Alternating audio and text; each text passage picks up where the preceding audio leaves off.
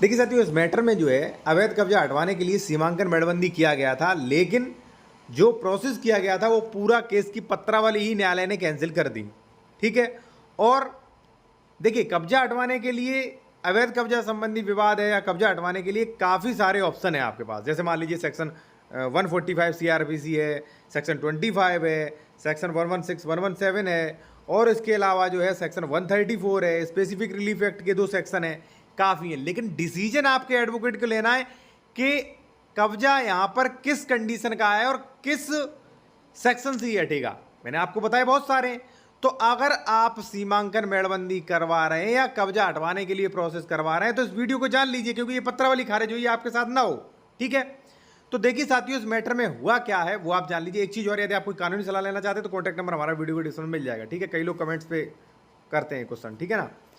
देखिए साथियों, अब यहाँ पे धारा 24 यानी कि सीमांकन के लिए इन्होंने पत्रावली डाली थी। भाई केस किया था, सीमांकन हो जाए, क्योंकि पड़ोसी जो भी मान लीजिए सह खातेदारक होगा उससे विवाद होगा अवैध कब्जा के लेके। भाई हमारी यहाँ तक जमीन है, वो कह रहा होगा हमारी यहाँ तक जमीन है, या मान लीजिए इनकी कुछ जमीन पे कब्जा किया होगा। ठीक है।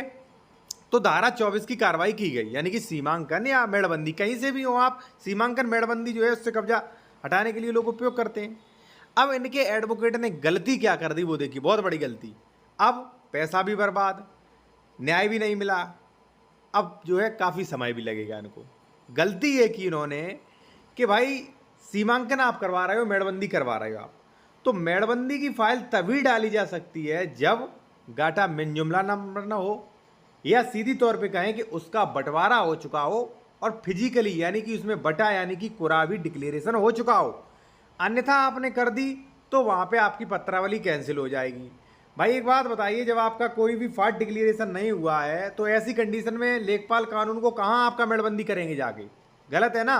तो ऐसे मेरे सामने कई केसेस आ रहे हैं जिनमें एडवोकेट के गलत डिसीजन से, गलत सेक्शन में चले जाने से उनका पैसा भी खर्च, समय भी बर्बाद, पत्रावली भी कैंसिल, अब नए सिरे से कोर्ट में फिर जाओ, और वो भी 2 साल बाद हो रहा है।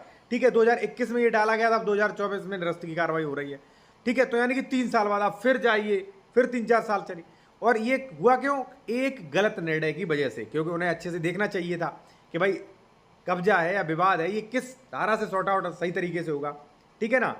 तो ये चीज़ ध्यान में रखें, अगर मेड़बंदी सीमांकन करवाने जा रहे हैं तो वहाँ पे अपनी खतौनी अच्छे से चेक करवाएं। ठीक है। बंटवारा करवाने जा रहे हैं तो खतौनी से अच्छे चेक करवाएं। 134 या कोई भी कार्रवाई करवाने जा रहे हैं तो अच्छे एडवोकेट से मिलें, अच्छी जो है आप जानकारी लें, अच्छी कार्रवाई करवाएं। ठीक है। और दूसरी बात, यदि आप कोई कानूनी सलाह लेना चाह रहे हैं किसी मैटर पर, या उत्तर प्रदेश में आप कोई प्रॉपर्टी या डॉक्यूमेंट चेक करवाना चाह रहे हैं, प्रॉपर्टी खरीदना चाह रहे हैं, आप डॉक्यूमेंट चेक करवाना चाहते हैं, जो डबल रजिस्ट्री, अंश विक्रय या अन्य कोई विवाद तो नहीं, तो करवा सकते हैं। कॉन्टैक्ट नंबर वीडियो को डिस्क्रिप्शन में आपको मिल जाएगा। ठीक। दूसरा, मेड़बंदी सीमांकन कब नहीं होगा और अवैध कब्जा कैसे हटवाएं, दोनों ही महत्वपूर्ण है।